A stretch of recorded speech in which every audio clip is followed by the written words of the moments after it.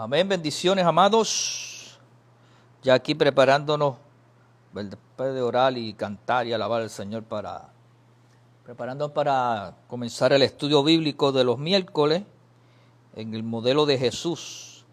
Y ya estamos trabajando directamente el capítulo 27 del libro de Mateo. Se oye bien, ¿verdad? Gracias, pastora. Y estamos trabajando directamente ya con el momento del juicio, que ya pasó la primera etapa con Caifás, pero los judíos no podían sentenciar a muerte y esperaron hasta el otro día por la mañana para llevarlo frente a Pilato.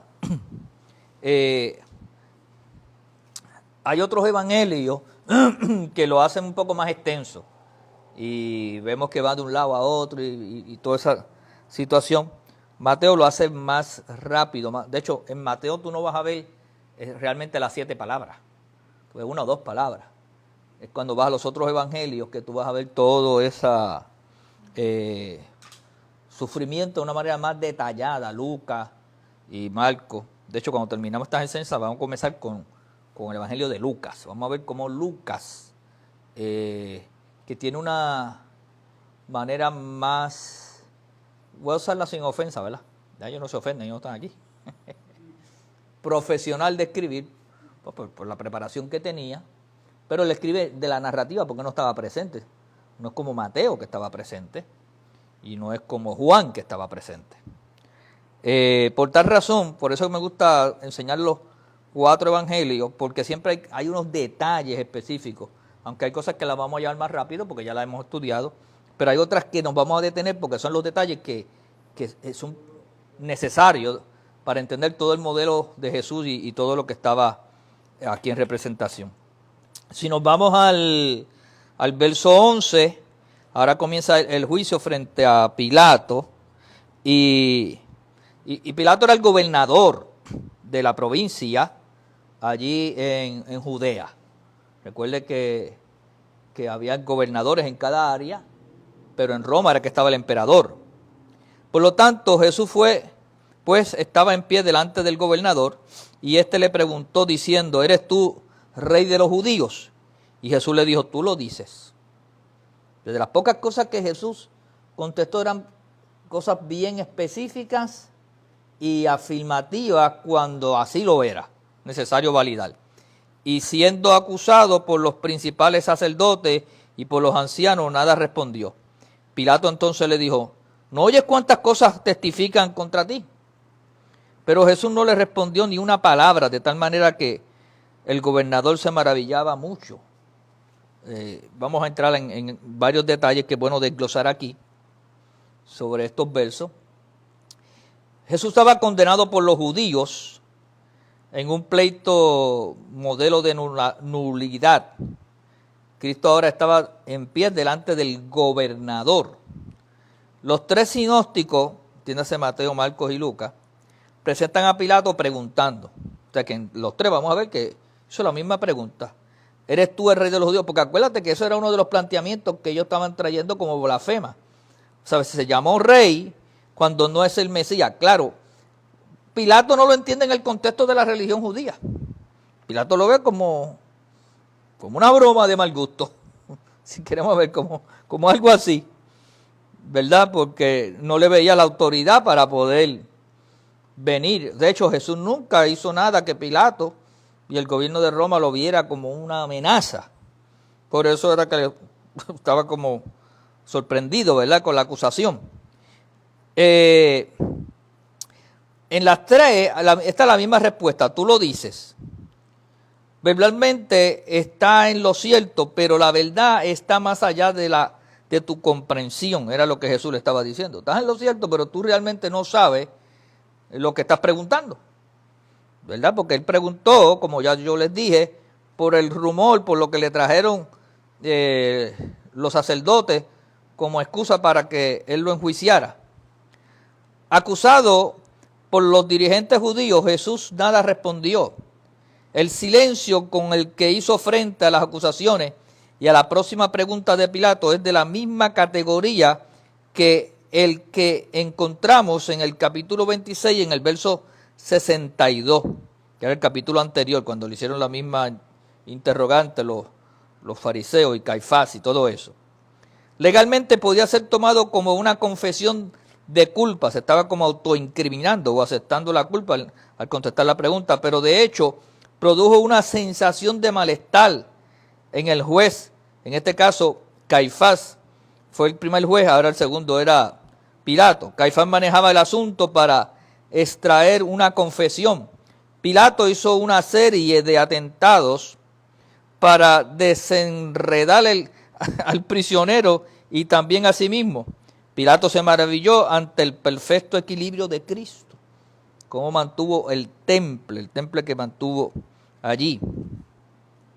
Entonces, continúa en la lectura bíblica, si vamos al verso 15,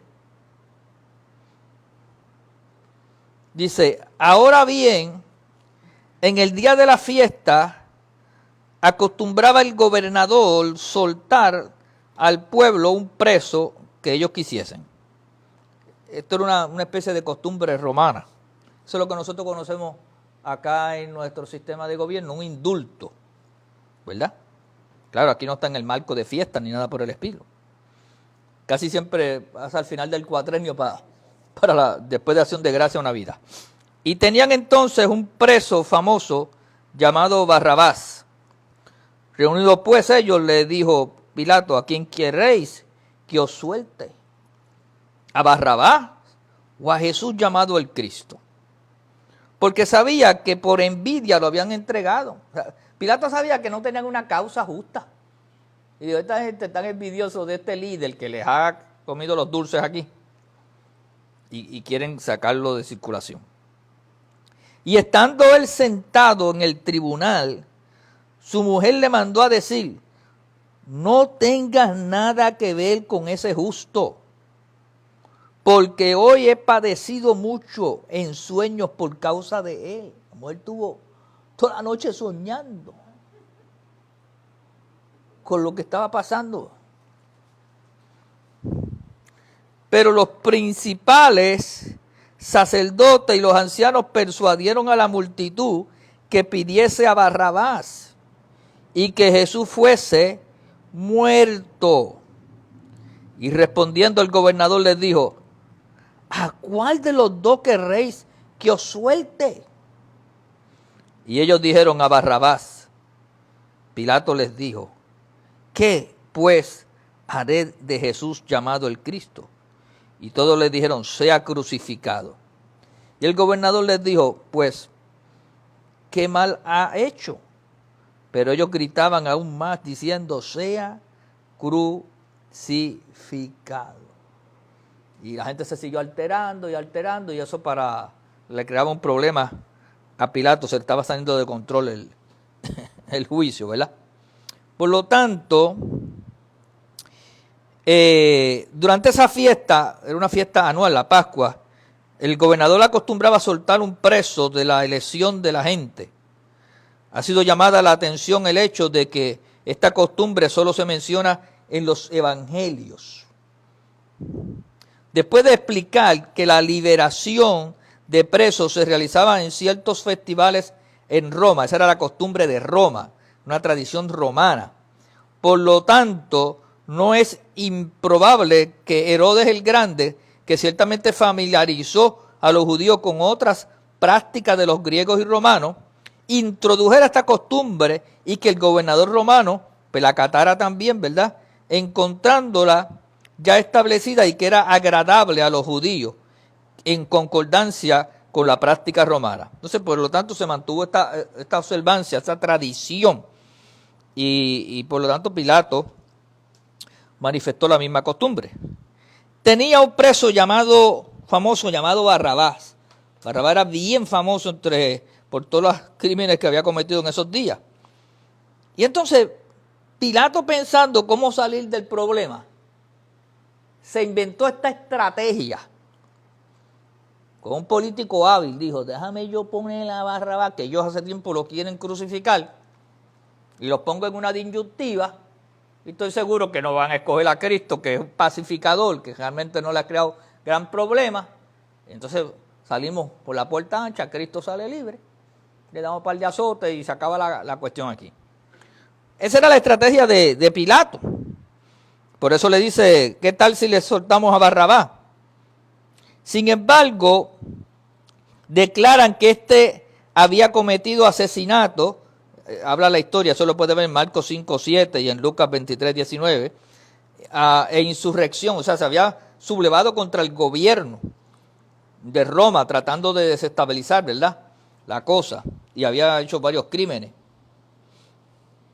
Pilato le trae a los líderes judíos si querían que le soltase a Barrabás o a Jesús, llamado el Cristo. Es obvio que el gobernador esperaba que prefirieran al inocente profeta que estaba entre ellos y no era peligro criminal. Ese era su pensamiento, su hipótesis. Sabía que el odio que profesaban a Jesús se debía a la envidia y no era porque era un criminal, ¿verdad? Esto debería haberlo impulsado a librar a Cristo. Se agregaba esto a un mensaje enviado por su esposa. La esposa le habla a Pilato y le dice, mira, claro, esto nada más se relata en Mateo, los otros evangelios no tienen esto, es peculiar de Mateo, en el que ella le urgía, ten cuidado de no tener nada que ver con este justo. Y ella había estado toda la noche soñando y parece que en su conciencia ella veía y sentía que estaba haciendo algo incorrecto y se lo transmitió a su esposo. Por lo tanto, le sugirió que Pilato podía estar al borde de condenar a un hombre justo. Y esa era la razón por la cual ella había padecido mucho. O sea, ella se sentía que estaba creando un acto de injusticia. Y entonces trató de persuadir a Pilato. Y es por eso que Pilato para el juicio un rato, en lo que escucha a la esposa y habla con ella y ve qué puede hacer. Y le dice, bueno, yo le voy a proponer la Barrabás. Y hay que hacer toda esa estrategia. Y eso le dio tiempo a que los sacerdotes se pudieran organizar y los directivos y el Sanedrín y convencer al pueblo. Y le vendieron una manipulación allí y que cogieran a Barrabás y no a Jesucristo. Triste, ¿verdad? Hasta el último final Dios le dio oportunidad a la gente para que se arrepientan. Pero la gente no toman conciencia a veces. Y el puesto político representa más y el poder y la fama. Y prefieren operar en injusticias por retener una posición. Esa es la realidad que vivimos. Se vivió en ese tiempo. Se sigue viviendo hoy. ¿Y eso se llama cómo? Corrupción. Eso es corrupción. Porque lo justo hubiera sido que, mira, no, yo no le veo, este hombre no cometió un crimen en alguno. Pero buscando una estrategia se le volvió un subterfugio que él piensa que salió bien, por lo que va a pasar ya mismo que voy a hacer el acto que él hace, que en términos de un tribunal romano era una manera de salir del problema. Para nosotros no, pero para ellos sí. Y entonces, en otras palabras, el pueblo es el soberano en ese momento. Por lo tanto, durante el tiempo que Pilato estuvo ocupado con el mensaje de su esposa, los principales sacerdotes y los ancianos encontraron la mayor oportunidad para arrengar a la multitud para que liberaran a Barrabás y destruyeran a Jesús. De modo que cuando Pilato trajo nuevamente el tema, ¿verdad? Volvió al escenario para ver a quién iba a soltar, la respuesta fue unánime, gritando, a Barrabás, suelten a Barrabás. Entonces, ¿qué pues haré de Jesús llamado el Cristo? Con todo eso hace una pregunta, a ver si decían, suelta a Barrabás y suelta a Cristo también. Pero nada de eso estaba ocurriendo. Ellos reclamaron que crucificara a Jesucristo y comenzaron a gritar y a vociferar y con fuerza y con réplica a la pregunta del gobernador. La gente gritaba, sea crucificado, o sea, mátalo. Y El problema de esto es que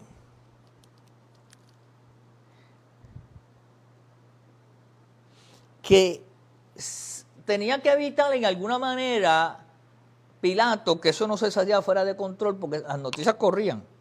Entonces llegaba allá a Roma al emperador y le decía, mira, hay un descontrol allá y la gente se quiere sublevar y hay una crisis, hay un motín, y si eso llegaba allá, sustituían al gobernador, lo quitaban y mandaban a otro, lo ponían para allá, se lo llevaban para Roma y lo ponían allí en una posición que no tenía ya fuerza ni poder. Entonces él quería evitar que esa situación llegara a más, y por eso comienza un proceso para liberarse de la situación.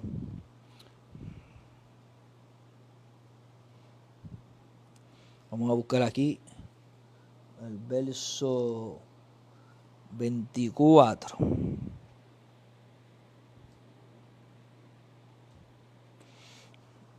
Verso 24 dice, viendo Pilato que nada adelantaba, o sea que la situación se iba empeorando, sino que se hacía más alboroto, tomó agua y se lavó las manos delante del pueblo. Y eso era una manera de justificar una acción. Cuando ya tú no puedes resolver un problema, le estás diciendo, bueno, yo hice hasta aquí, yo no veo más cosas que podamos hacer, yo me limpio ante ustedes son los que llevan la responsabilidad. Por lo tanto, públicamente, no tenía las manos sucias, era un acto. Tomó agua y se lavó las manos delante del pueblo, diciendo, inocente soy yo de la sangre de este justo. O sea que Pilato reconoció que no había... O sea, Cristo fue sentenciado a muerte siendo inocente. Eso es punto. Eso es lo que estaba diciendo él ahí. Y para librar su responsabilidad, dice, inocente soy yo de la sangre de este justo. Allá vosotros. Allá vosotros. Y respondiendo todo el pueblo, dijo, su sangre sea sobre nosotros y sobre nuestros hijos. Ellos se sentenciaron, librando a Pilato técnicamente, no en justicia, pero técnicamente, según el sistema que ellos tenían, Pilato quedaba libre y Roma también.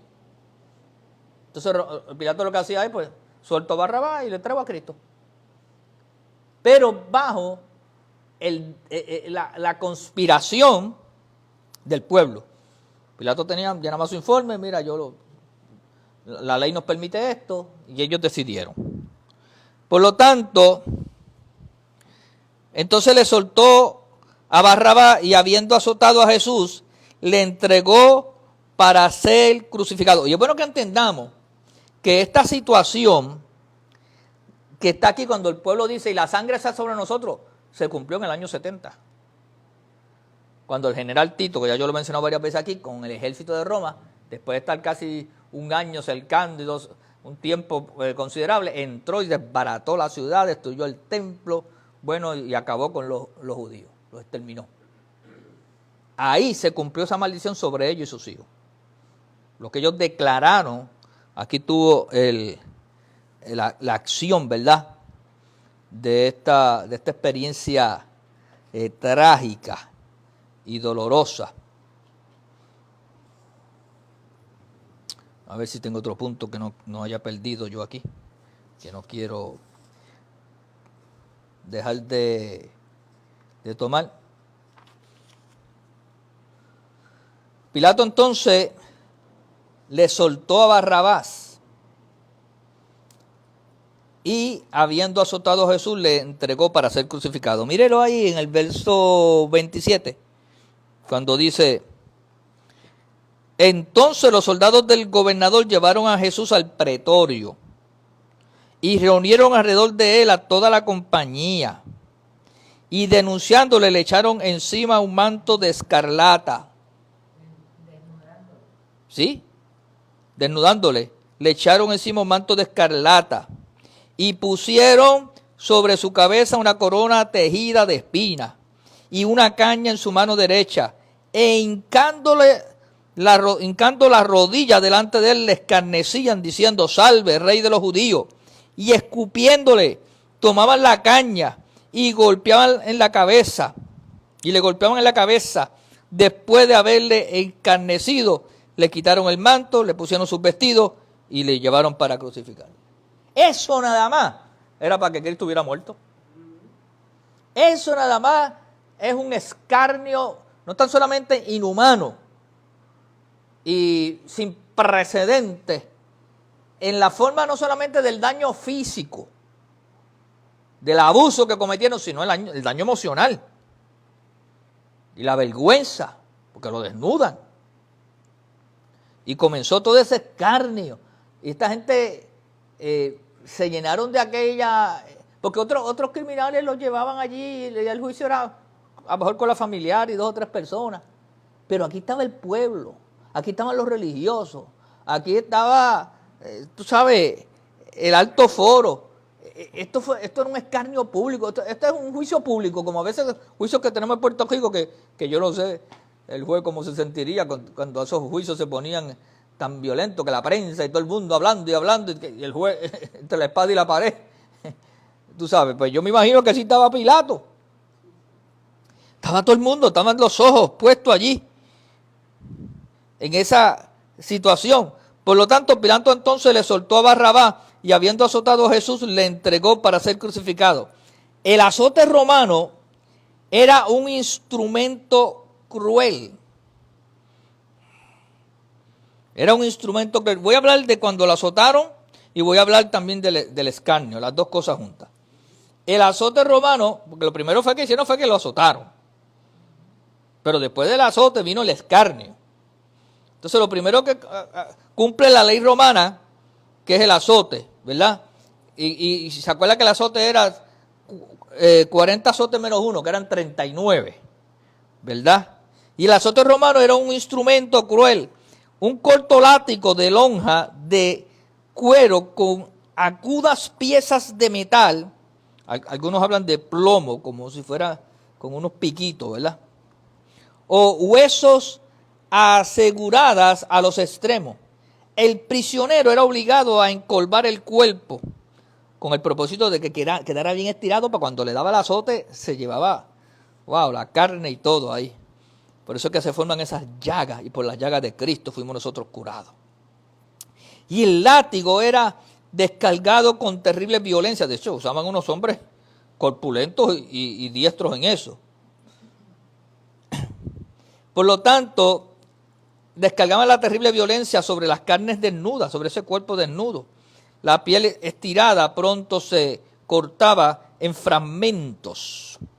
No era extraño que hubiera hombres que murieran bajo el látigo.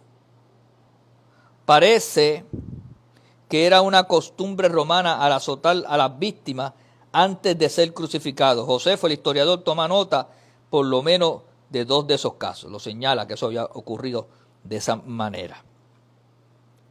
Vamos ahora a ver el escarnecimiento de Jesús. Los soldados del gobernador llevaron a Jesús al pretorio. Se usaba primero como sede de un campamento militar romano y luego como residencia oficial del gobernador de una provincia. Ese lugar donde llevaron a Jesús. O sea que allí mismo era el patio donde vivía Pilato, donde vivía el gobernador. El punto discutible era la ubicación del pretorio, que algunos piensan que era allí mismo en Jerusalén. La evidencia de Josefo parece favorecer a lo anterior expuesto. Él menciona al gobernador estableciendo su tribunal en el palacio, por eso que se cree que era en el mismo lugar donde estaba residiendo Pilato, quizás si por una ventana estaba presenciando todo lo que estaba ocurriendo y hasta su esposa, que estaba muy dolida. En ocasiones especiales, especialmente durante las principales fiestas judías, cuando por causa de las multitudes que acudían a Jerusalén era necesaria una vigilancia especial, el procurador subía a Jerusalén desde Cesarea, ¿verdad? Y residía allí en lo que se ha denominado el Palacio de Herodes. O sea que en el Palacio de Herodes era que estaba el gobernador, en este momento Pilato, residiendo. Los soldados se reunieron alrededor de él, es decir, toda la compañía, y se cree que eran cientos de soldados que estaban ahí involucrados. Desnudaron a Jesús y le echaron encima un manto de escarlata. El manto de escarlata, que es el capote o vestidura exterior de un soldado romano. O sea, cogieron la ropa del soldado porque lo querían humillar. Y era un hiriente y burlón sustituto de la ropa real de púrpura. O sea, tú eres el rey de los judíos, pues esto es lo más parecido a nuestra mofa, al bullying que le estaban haciendo. Luego colocaron una corona tejida de espina sobre su cabeza y una caña en forma de parodia, como si fuera un cetro, y en su mano derecha la pusieron, hincando la rodilla ante él, venían ellos, se arrodillaban, y le escarnecían como el rey de los judíos, escupiéndole osadamente. Tomaban la caña y le golpeaban la cabeza. Jamás persona humana fue tratada con más cruel desdén sin merecerlo. Después que los soldados se mofaron hasta que se cansaron de su cruel juego, le quitaron el manto y le pusieron sus vestidos y lo llevaron para ser crucificado. Un poquito de esa agua. Aleluya.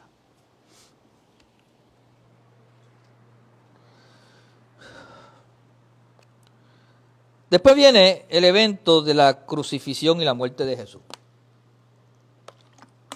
Como yo les dije al principio, aquí no vamos a ver todos los detalles que se ven en los otros evangelios. Pero sí vamos a ver la parte de cómo ellos trabajaron este asunto desde la perspectiva de Mateo. Y dice así: cuando salían hallaron a un hombre de Cirene que se llamaba Simón. Cirene era una región al norte de África.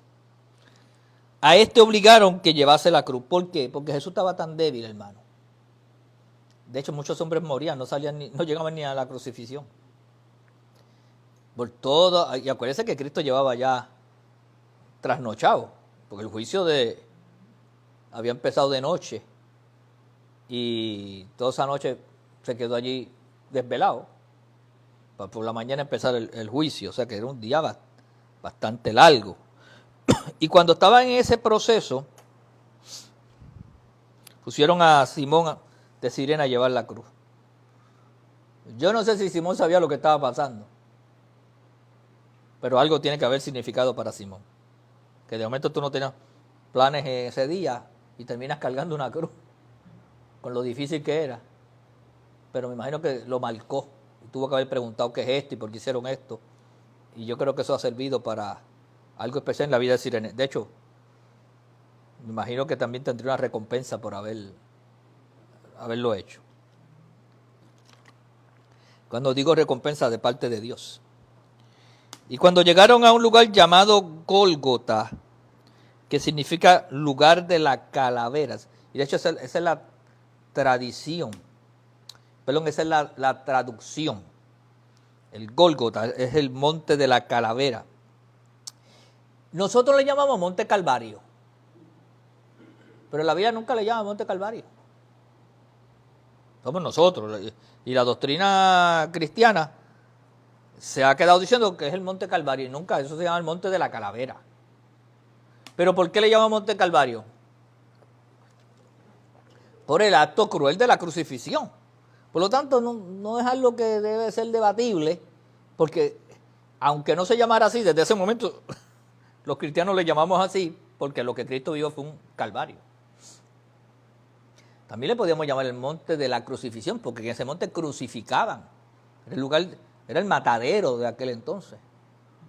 Sí, era el lugar donde mataban a las personas que eran reos de muerte, de pena de muerte.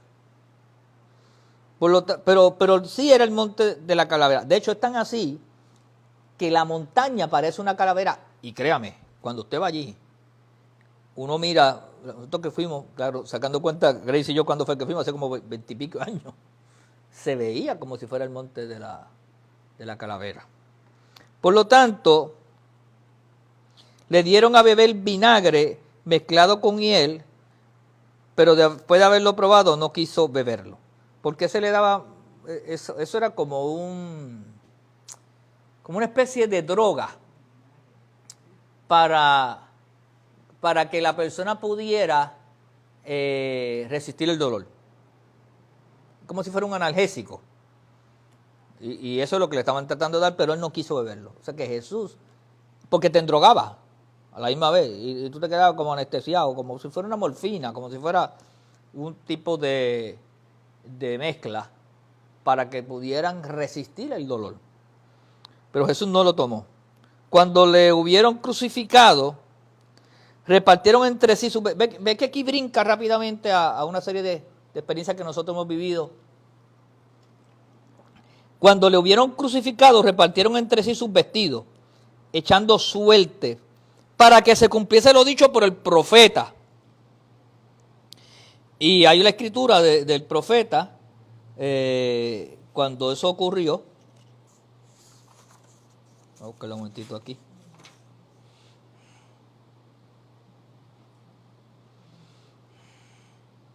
Bueno, está el Salmo 27, 18, que ahí es la profecía del Salmo mesiánico, que habla de ese acontecimiento. Entonces, cuando lo hubieron crucificado, repartieron entre sí sus vestidos. Recuerde que la vestidura de Cristo, una de ellas era de una sola costura, que la usaban solamente los príncipes. Por lo tanto, también eso fue parte de por qué ellos la tomaron, ¿verdad? Pero también se estaba cumpliendo la declaración del profeta a través del Salmo. Y partieron entre sí mis vestidos, y sobre mi ropa echaron suerte, citando como lo dice, ¿verdad? Y sentados le guardaban allí, y pusieron sobre su cabeza, su causa escrita: este es Jesús, el Rey de los judíos. En otro evangelio dice: Jesús de Nazaret, Rey de los judíos. Ese era el crimen, el delito. Y se acostumbraba a ponerle eso, cuál era, por qué te sentenciaban. Fíjate que Cristo no, este es un criminal asesino, este es un... Nada. Este es el Rey de los judíos. Una vergüenza para el pueblo de Israel. O sea, están matando a uno que no ha cometido un crimen. Y lo está sentenciando a una sentencia de muerte.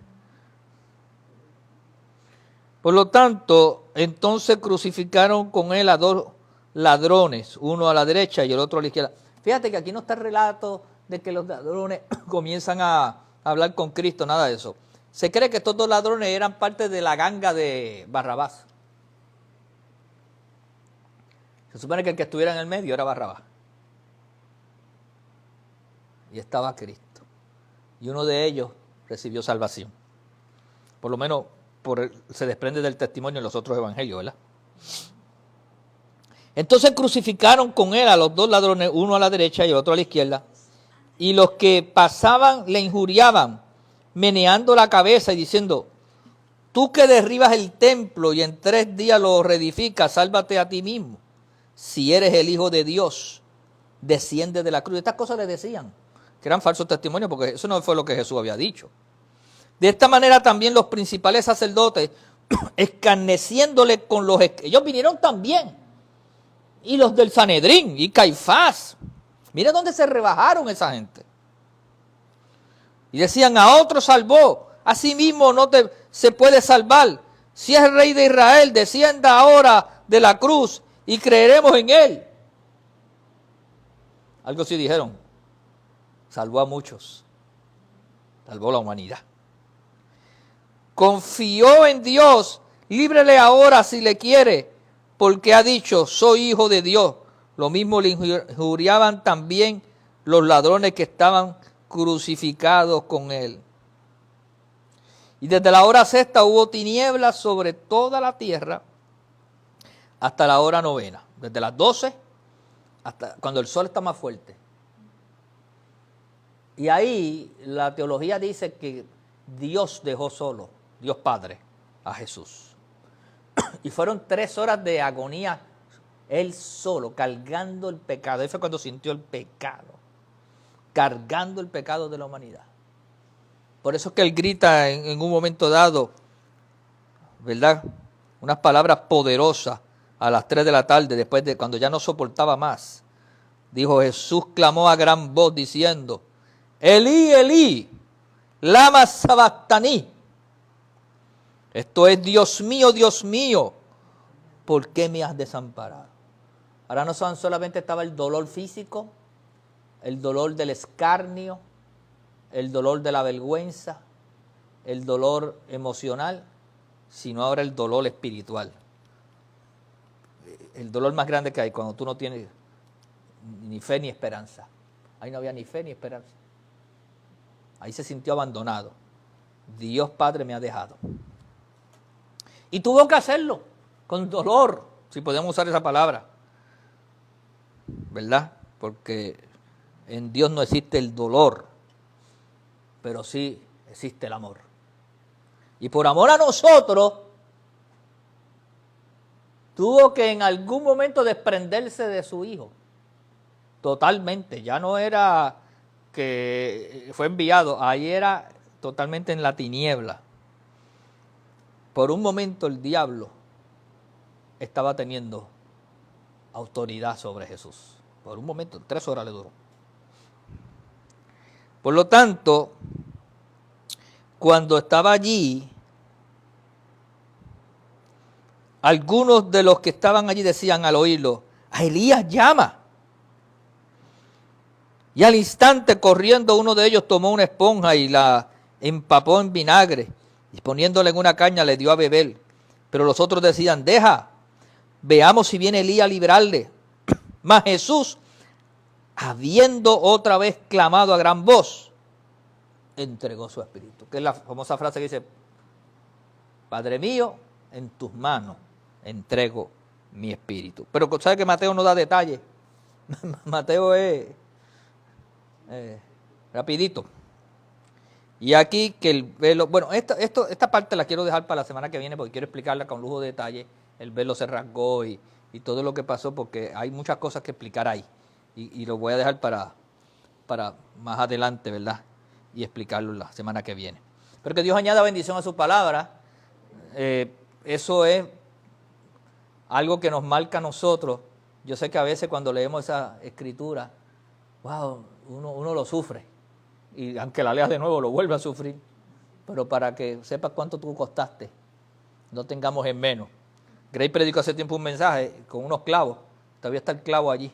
Cada vez que yo lo veo me acuerdo de... Y eso que no eran los clavos aquellos que usaron para la cruz de Cristo. Que Dios añada bendición a su palabra. Damos gracias a los que nos han seguido. Los que entraron tarde, saben que esto lo queda grabado ahí, lo pueden ver completo o lo pueden compartir con otras personas.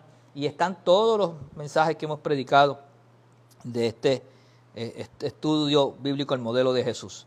Los que son parte de la casa o la gente que quiere sembrar semillas lo pueden hacer a través de ATH Móvil como CFC Fe y Gracia. CFC Fe y Gracia, o entra a nuestra página de la iglesia y ahí va a haber formas y maneras. Gracias por su sintonía. El domingo estamos aquí con el invitado especial, el profeta Manuel Pimentel. Muchas gracias, sean bendecidos, paz y gozo en el nombre del Señor.